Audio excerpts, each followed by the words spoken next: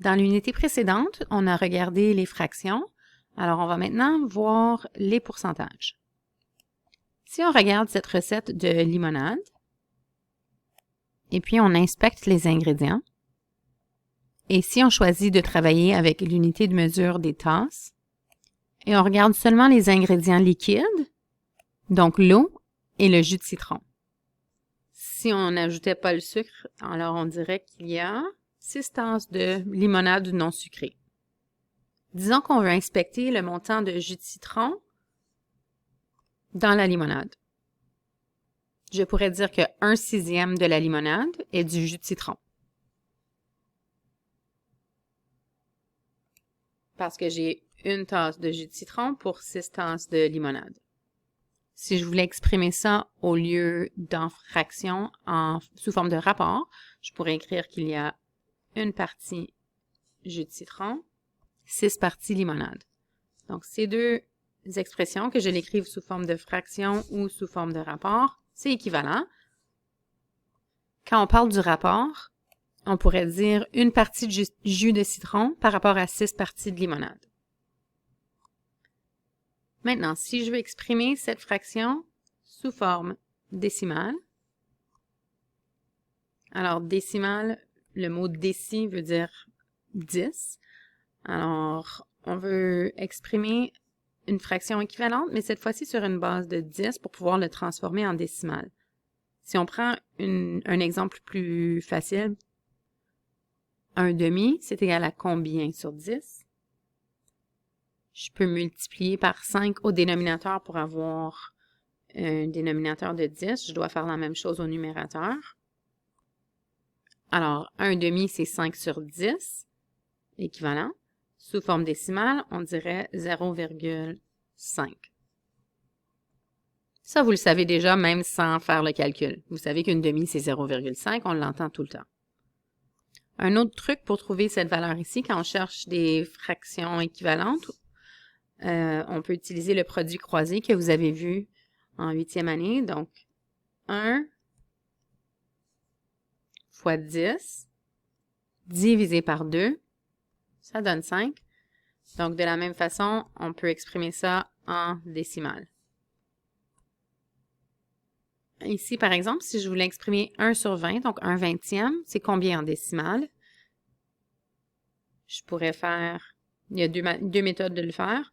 Donc, premièrement, pour avoir ce 10-là, qu'est-ce qu'on a fait? On a divisé par 2. 1 divisé par 2, si on exprime le numérateur ici en décimale, 0,5 sur 10.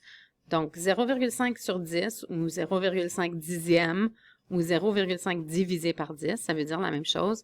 Alors, on se souvient, quand on divise par 10, un truc, on pousse la virgule de 1 vers la gauche. Et ensuite, on place notre 0. Alors, en décimale, 1/20e serait 0,05.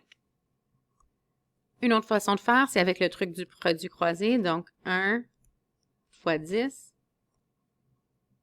divisé par 20. Donc, 10 divisé par 20, ça me donne 0,5 ou 0,5. On a donc 0,5 sur 10 qui... Alors, on obtient 0,05 sous sa forme décimale. C'est une façon de faire. Avec l'aide de la calculatrice, en fait, juste un rappel, 1 sur 20, c'est la même chose que 1 divisé par 20. Alors, si j'utilisais la calculatrice pour trouver mon nombre décimal équivalent à une fraction, je pourrais faire 1 divisé par 20, qui me donne la réponse qu'on avait obtenue de 0,05. Donc, si on revient à notre limonade, dans les exemples qu'on vient de faire, c'était facile de convertir à une base de 10. Ici, ça demande un peu plus de réflexion. Alors, si c'est pas tout à fait évident de passer à une base de 10 dans ma fraction ou à un dénominateur de 10, on peut tout simplement utiliser notre calculatrice en faisant 1 divisé par 6, qui va me donner environ 0,1667. Et donc, on aurait notre forme équivalente sous forme décimale. Je peux maintenant passer de la forme décimale au pourcentage. Donc, 1/6 est environ combien de pourcentage? Alors, passons à un exemple plus simple. Si je prends par exemple 0,2 en décimale, on dit à 0,2, on dirait que c'est arrondi au 10e près. Un truc pour ça, 10 a un seul zéro et on arrondit à un chiffre après la virgule. Alors, on a arrondi au 10e près. Pourquoi on dit au 10e près? Parce que cela veut dire 2 sur 10. Comme vous savez, je peux ajouter un 0 à la droite de mon 2. Dans ce cas-ci, on dit qu'on arrondit au centième près. Alors, 2 chiffres après la virgule. Le nombre 100 a 2 zéros. Alors, c'est un truc pour se souvenir. Donc, 2 chiffres après la virgule. 100 a 2 zéros. Donc, c'est au centième près. Alors, on dirait que c'est 20 centièmes ou 20 %. OK? Donc, cette ligne signifie le 20 %. Donc, si on reprend notre exemple, ici, 0,1666 et ainsi de suite, ça continue. Alors, on peut dire que c'est environ 0,17 arrondi au centième près. Ce qui veut dire que ça serait équivalent à 17 pour 100. Donc, je vais mettre environ égal, puisqu'on a arrondi ici, 17 pour 100. Donc, en pourcentage, c'est 17 %. Ou, si on préfère, souvent, on préfère utiliser le symbole pour pourcentage, qui est celui-ci. Alors, on dirait que 17 % de la limonade est du jus de citron. La leçon d'aujourd'hui, vous avez vu le titre, c'était les pourcentages, mais c'est important d'être capable de passer d'une forme à l'autre de chaque représentation. Donc, je peux passer d'un pourcentage à un rapport et vice-versa. Je peux passer d'un pourcentage à décimale et vice-versa. Et même chose, je peux passer d'un pourcentage à une fraction équivalente et vice-versa. Donc, un pourcentage, en fait, c'est une fraction, mais avec un dénominateur de 100. Regardons un exemple où on passe d'un pourcentage à une fraction. Ici, je vois que je peux couper l'hexagone en 6 parties égales. Alors, si je veux colorier la partie de la figure qui représente ça, je veux savoir si 66 et 2/3 de cette figure doit être coloriée. J'ai besoin de savoir l'équivalence entre 66 et 2/3. C'est combien sur 6? Il y a plusieurs façons de faire. Je vais vous montrer une façon. Donc, si je voulais passer directement de pourcentage à fraction, et je veux une fraction sur 6. Alors, comme vous savez, pourcentage, ou pourcent veut juste dire sur 100. Donc, c'est comme si j'ai 66 et 2/3 sur 100. Là, ça a l'air compliqué parce qu'on a un 2/3 ici et on a une autre fraction ici. Alors, moi, j'appelle ça des doubles fractions. Quand on a des doubles fractions, je préfère utiliser ce symbole-ci pour représenter mon sur 100. Sur 100 divisé par 100, c'est la même chose. On essaie d'éviter des fractions à 3 étages. Alors, 66 et 2/3, c'est la même chose que 66 plus 2/3. En fait, c'est ce que ça veut dire. Alors, comme vous savez, pour additionner, il faut mettre sur le même dénominateur. Alors, 66, c'était la même chose que 66 sur 1, n'est-ce pas?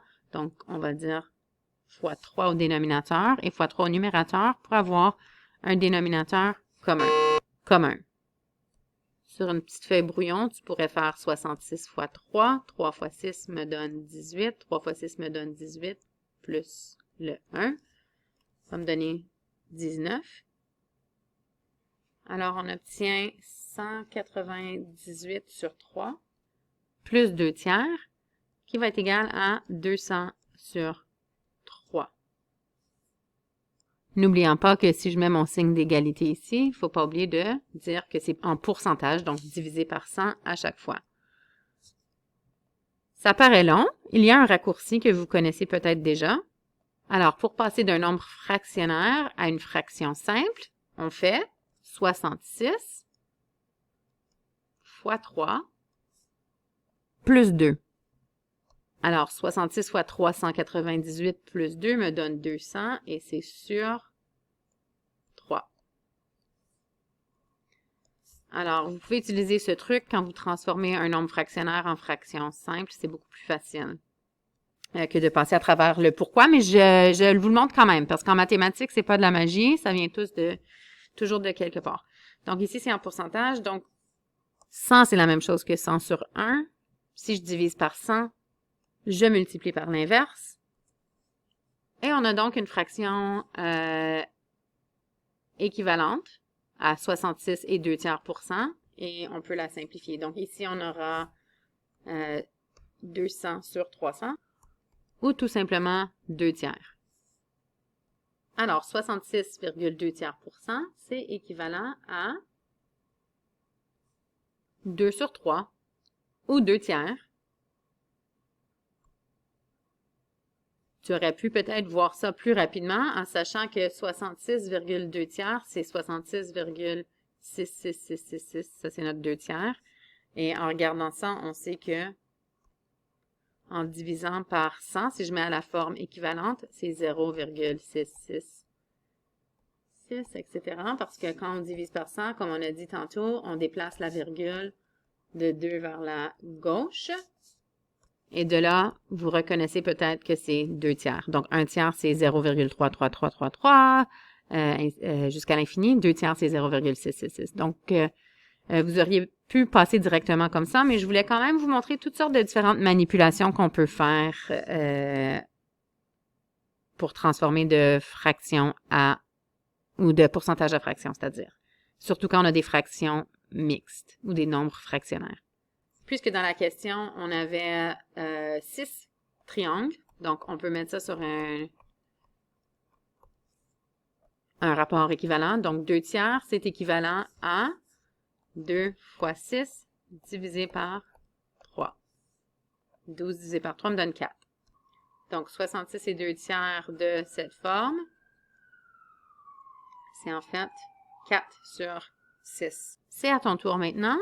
On va essayer de colorier 62,5% de cette figure. Alors, appuie sur pause et essaye-le. Maintenant, pour la solution, donc 62,5%, c'est 62,5 sur 100. Et je vais avoir une fraction équivalente sur 8, parce qu'on a 8 rectangles. Alors, pour trouver, on peut utiliser le produit croisé. Donc, 62,5 fois 8, qui me donne 500. 500 divisé par 100 va me donner 5. Alors, ce sera équivalent à 5 sur 8. Maintenant, allons voir comment on peut passer de pourcentage à décimal avec un exemple. 55% par exemple. Alors, si je veux le mettre sous forme de nombre décimal, 55%, c'est 55 sur 100. On divise par 10. Quand on divise par 10, c'est-à-dire on divise par 100. Donc, quand on divise par 100, on prend la virgule et on la déplace de 2 unités vers la gauche. Ensuite, on peut ajouter un 0 s'il n'y avait pas de chiffre. Alors, ça donne 0,55%. Maintenant, à ton tour, 12,7% sous forme décimale serait combien? Alors, on pousse la virgule de 2. Oups.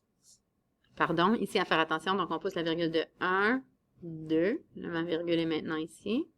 Alors, j'aurai 0,127 sous forme décimale. N'oublions pas qu'on est en train de diviser par 100. C'est pour ça qu'on pousse la virgule de 2 vers la gauche. On peut aller dans le sens inverse, donc de passer de décimale à pourcentage ou bien même de fraction à pourcentage. Alors, on va essayer dans 2 exemples. Essaye cet exemple. 15/29e est égal à combien en pourcentage? Et donne ta réponse au 10e près. Essaye-le, on voit la solution après. Alors, pour passer d'une fraction au pourcentage, en fait, c'est des fractions équivalentes. Donc, 15 fois 100 divisé par 29. Alors, 15 fois 100, c'est facile. On a juste à ajouter 2 zéros. Et on va diviser par 29, qui va me donner environ 51,7. Alors, environ 51,7%. ou si on veut, la notation pourcentage. On va regarder un autre exemple. Maintenant, on va passer de décimale en pourcentage. Donc, disons qu'on a 2,5 et on veut exprimer ça en pourcentage. Essayez-le. On se souvient que quand on a un chiffre après la virgule, on appelle ça au dixième près. Pourquoi on appelle ça au dixième près? Parce que c'est comme si on aurait 25 sur 10. Alors, 25. En fait, on pourrait utiliser le produit croisé, mais ici, c'est pas mal évident que c'est x 10 ici. Alors, ce serait x 10 ici aussi. Et on a donc 25 x 10, c'est, on ajoute un 0, 250%. OK? Donc, ce serait 250%. On peut toujours vérifier avec la calculatrice. 250 divisé par 100, ça me donne quoi? Ça va me donner 2,5. OK? On avait vu tantôt qu'il y avait environ 17% de jus de citron dans la limonade. Alors, je pourrais te demander pour 6 litres de limonade, on pourrait faire l'inverse. Combien de, ou pas 6 litres, mais 6 tasses de limonade, il y aurait combien de tasses de jus de citron? Allons voir cet exemple. Essayez de le faire à la maison. Comment on ferait pour savoir 12,8% de 1456,80 $? Allons voir la solution. Alors, en utilisant le produit croisé, on va faire 12,8 fois ce montant et on va obtenir 186,47. Quand on parle de dollars, on va arrondir toujours au centième près. Dernier exemple pour aujourd'hui. Donc, 75% d'un nombre est égal à 12. Quel est ce nombre? Essayez à la maison. Alors, regardons maintenant la solution. 75% d'un nombre est égal à 12. Alors, ça veut dire que 75 sur 100 est équivalent à 12 sur quoi?